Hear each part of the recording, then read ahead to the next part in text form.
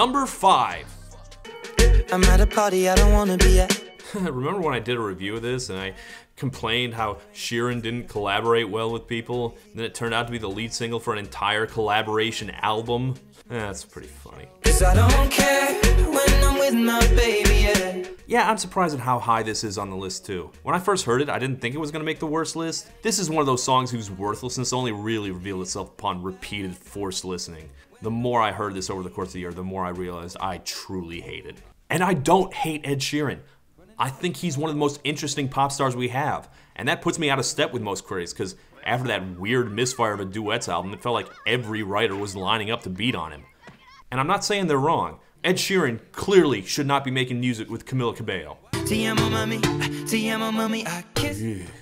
But I do appreciate Ed for his weirdness, his willingness to take risks. None of that has anything to do with I Don't Care, one of the most toothless and boring songs he's ever made. Almost all the other collaborations on this album bring out something different in Sheeran. Bieber adds absolutely nothing except his name. If you collaborate with Justin Bieber, you're saying to yourself, I want a hit, and I don't care if it's any good. It's not only a bad song, it makes the rest of the album look bad. The other big hit off that record is the one about how he's glad he's not one of the beautiful people. We don't fit in well, 'cause we are just ourselves. To a lot of critics, this just sounded like lazy, smug writing, like, oh, I'm not one of those showbiz phonies. I'm not like other girls. That's not who we are. But I felt a little kinder to that song, because underneath the lyrics, I sensed fear. He sounds scared that maybe he actually is just another shallow Hollywood asshole. Well, I Don't Care proves those fears are entirely valid. He is absolutely trying to be one of the beautiful people. And it's offensive to me that he sings about being a misfit in a song this dedicatedly middle of the road. There are many bad songs on that album, but I was willing to write them off as failed experiments. But I Don't Care is so unambitious, so soullessly designed to be a hit single. It makes the entire project seem less like artistic collaborations between mutual admirers and more just like naked starfuckery. He wants to pretend he's still the underdog, but he's grabbing Bieber for no reason on a song like this. He knows what he's doing, and he don't care. Leave me alone. Number 4. I think this next entry is gonna surprise people. I'm going on during this time. I feel there's no one to save me. Surprise people by being so low, I mean. Wasn't it just 2 weeks ago where I said it was maybe the worst #1 hit of the entire 2010s? Well, honestly, not a lot of songs I really hated made it all the way to #1 this decade. So, good job, America. And as for it being so low on this list, don't worry, it's all 0s out of 10 from this point onward anyway. Maybe a couple entries previous to this one too. But if I'm softer on this song than you might have imagined, it's because I can say one thing for it. Unlike many entries on this list, I understand what it's going for. You're not here to get me through it all. There's a clear, emotional goal. It tells you what it's trying to make you feel, and it does its best to get there.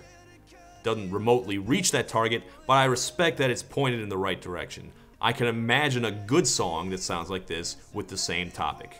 And these days, that's at least something. That said, Lewis Capaldi's Someone You Loved is not just bad, it's obviously bad. It's not like the Ed Sheeran song where its shitness only reveals itself with repeat listens. It is blatantly trash from the first second you hear it. When I said in the intro that no one was brave enough to really suck, Capaldi was the exception. He threw himself into utterly, transparently sucking with unrestrained gusto. Lewis Capaldi sings like a cross between Gilbert Gottfried and an angry velociraptor. Lewis Capaldi writes lyrics with the same care as a bathroom graffiti artist writing dirty limericks. Lewis Capaldi is bad at music in a way that suggests that he only recently found out what it even is. He is one of the most purely talentless artists of the 2010s, and he tries to mask it with self-deprecation, like how his album is named Divinely Uninspired to a Hellish Extent. It's funny because it's true. Now the day bleeds. Fuck this. Me and everyone else who called Lewis Capaldi a Sheeran ripoff? No, if only.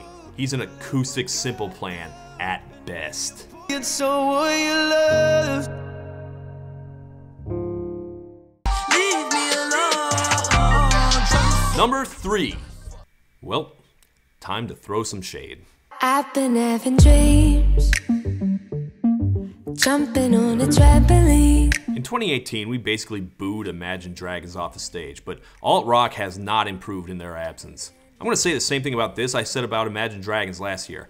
I do not understand why someone would want to make music like this, and I do not understand what it's supposed to make me feel. Honestly, the Imagine Dragons backlash is really interesting to me because usually when artists become uncool, it's because they're sappy or embarrassing or their sound or their attitude is really abrasive. Imagine Dragons got backlash for not being any of those things, or being anything else for that matter. Everything they did felt completely hollow. There was no there. But Imagine Dragons is 1,000 times the band that Shade are. At least Dan Reynolds sang like he meant it, you know?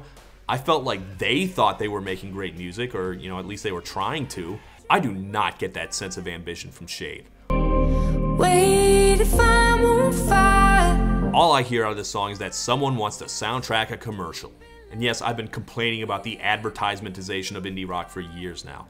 But this is the first time I've heard a song and I already knew what it was selling without even having to see the goddamn ad.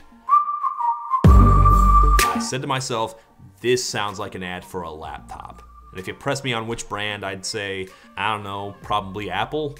And sure fucking enough.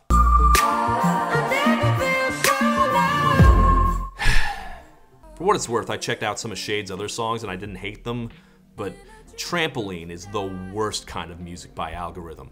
All the cliches of modern alt-rock, the whistling, the thin stuttering beat, the heavy galumphing synthesizers. It's called Trampoline, but nothing about it conveys a sense of buoyancy or even motion. If you're gonna write a song about trampolines, fucking go for it. Put some bounce in it. Put some energy into it. I wanna jump on the trampoline, on the trampoline. But that's not what this song feels like. It doesn't feel like anything. Can I ask a question? For a song that gets most of its airplay on the alt-rock stations, why does it sound exactly like the country techno mashup I covered earlier? Fuck music like this. Try harder. I never feel so Leave me alone. Number 2. Here's to the one. 1 year. That is all I'm asking for. Just 1 goddamn year where I don't have to put your stupid smirking face on the worst list, Adam Levine. Just take a year off. Adam Levine and his band of unnamed background extras have been showing up without interruption on my worst list for like 7 years now. I have used up everything I have to say about him, just as Levine used up his last idea 10 years ago and has been coasting ever since. I hoped, in vain, that their subpar Super Bowl performance this year might end them the same way it ended the Black Eyed Peas and Justin Timberlake, but 'twas not to be. They're still here. I don't know why Maroon 5 doesn't take any break in recording. I think maybe Levine understands that his place on the A-list is extremely precarious, and if he rests for even a second, everyone will realize they don't miss him and he'll never make his way back. But Memories is shitty even for Maroon 5. I've talked about the pop song chords a lot, but this uses the second most famous chord pattern, the Pachelbel's canon chords. And like the pop song chords, you know, they're actually fine, as long as you do something with them. But Levine plays it as stripped down as possible and doesn't even try to hide where it comes from.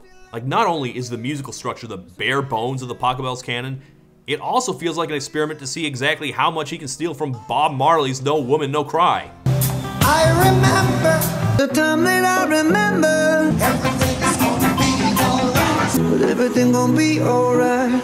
This is a risky move in a post-blurred lines world, Levine. I'd lawyer up. But what's truly annoying is that this seems to be intended as a victory lap. Like, technically it's about missing someone, but that cheering at the beginning. That makes it clear. The memories he's talking about is everyone's long, fond memories of Maroon 5's 2 decades in the spotlight. Bring back all the memories of everything we've been through. Like, this is exceptionally annoying to me because I didn't like them even when they were good. But even for those OG Maroon 5 fans, does anyone have fond memories of Misery, or Daylight, or Sugar? These days I'm always worried which pop star's terrifying horde of stans might descend upon me, but I have never, ever once thought I might get harassed by a bunch of crazy Adam Levine fans. What would that even look like? Except for Levine's core audience of 50-year-old wine moms, Everyone's memories of Maroon 5 are overwhelmingly negative. They only stick around because they're the only band left that fits top 40 radio's increasingly narrow definition of pop music. Memories plays like a song for the end credits, but there will be no end to Maroon 5. I give up. They won. They're never going away. Memories bring back your. And now, of course, let's get those honorable mentions out of the way. Well, this should have been a lot more interesting than it was. Oh, they had that big beef and now they're friends again. You know, maybe they should have stayed enemies. Shame, because the album's really good. Oh, Taylor. Spelling is fun! I think she realized how sad this whole spectacle was because she edited out the spelling is fun part on the album. I think that's some Greedo shooting first shit right there. You put it out there, lady. Own it. You need to calm down. For me, the musical moment of the year was listening to this song for the first time by watching the lyric video and having no idea what it was going to be about and seeing that glad was spelled with 2 A's. And I was like, is that a typo? And then just the 30 seconds of dawning horror. Shade never made anybody less gay, so Beautiful, beautiful, beautiful, beautiful angel. Okay, who is this low-rent Zayn and why hadn't he gone away yet? wake up with your girlfriend. Well, this was fucking lousy. I mean, break up with your girlfriend because I'm bored is an obnoxious sentiment, but she doesn't even sound bored. The verse is about how bad she wants this guy and how unhappy it makes her. Like, commit to the bit. God. Oh, she's sweet but a psycho. Kind of too hilariously basic to really hate. Oh, it's catchy but basic. A little bit basic. Okay, well, let's get this done. Leave me alone. Number 1. If I can say one kind thing about the year in bad music, it's this. 2019 was the first year in a long time I felt like I really had a nemesis. I mean, I can name plenty of people whose music I consistently dislike, but people like Chris Brown, Adam Levine, I don't want to cover them, I just want them to go away.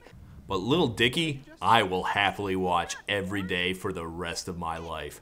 I love hating this mugging hack. I will follow Lil Dicky's every move to the ends of the earth. And speaking of the ends of the earth, that's coming quicker every day, no thanks to Lil Dicky, who released a song to combat climate change of all goddamn things, and it couldn't have possibly been more of a planet-destroying waste. I'm a disgruntled skunk, shoot you out my butthole. Apparently, the only way Lil Dicky could think of to make a proper environmental charity single was to use all of his amassed goodwill to gather up all the celebrities he could find and have them pretend to be animals and tell a bunch of dick and butt jokes with no setup and half a punchline. They're not even good butt jokes. I'm like a man, just less advanced, and my anus is huge. The ass cheeks are not the anus, Dicky. They're not. Much smarter and more entertaining people than Dicky have tried and failed to make people care about climate change. But Dicky thought he was up to the challenge. He dropped this with a lot of hype, only to be met with complete confusion and disinterest. Most charity singles after the 80s haven't done a whole lot of business, but Dicky certainly had to be hoping for more than what he got. A single week in the top 20 before cratering into the ground. This guy, whose only skill is clowning on the size of his own penis, thought he was gonna be the next Bill Nye. He even shot some supplementary educational videos. Thank you for coming. I'm gonna educate you Are you now? on what's going on with the Earth because I didn't know anything. And You don't say. we're doing bad shit. These bad things are causing temperatures to rise, and when temperatures rise, more bad shit happens. I'm learning so much. And to think, Time gave Person of the Year to Greta Thunberg. What's she ever done for the cause? We love the Chinese. We forgive you, Germany. The only thing I can really compare this song to is not other music or even other comedy, it's the Kendall Jenner Pepsi ad. Like I've noted before, Dicky's background is advertising. So I think knowing how modern advertising works will explain the song better than anything else. Like all these weird positive message ads, they don't care if the message makes any sense because it's about selling the brand. The message only exists to get your grandma to share it on Facebook. And because they're trying to go viral, they have to pump them out really quick and they don't have time to really focus group it. And that's how disasters like this happen. The difference is that Pepsi will still be here tomorrow regardless. Lil Dicky does not have that kind of brand dominance, and he just colossally wasted the time and money of a lot of important people. So my vow to follow his career might have to end abruptly in 2019. Dick and I'm back in this bitch, I know y'all know. Or it might not. Dicky does not play an animal in the video, but if he had, he should have been a cockroach, because I sense in Lil Dicky a real, unshakable determination to survive. He will be famous and successful, damn it, despite the obstacles of having no talent and no willingness to hone his craft. I hear he's working on a TV show, and I'll be the first to tune in. It might even be good, who knows? It's not like he's gonna be writing it. See ya in 2020, Dicky, assuming we're still here with, you know, the climate change and everything. Let's come together and live. When I die, put my money in a grave. When I die, put my money in a grave. I really gotta put a couple niggas in a place. Really just lapped every nigga in a race. I really might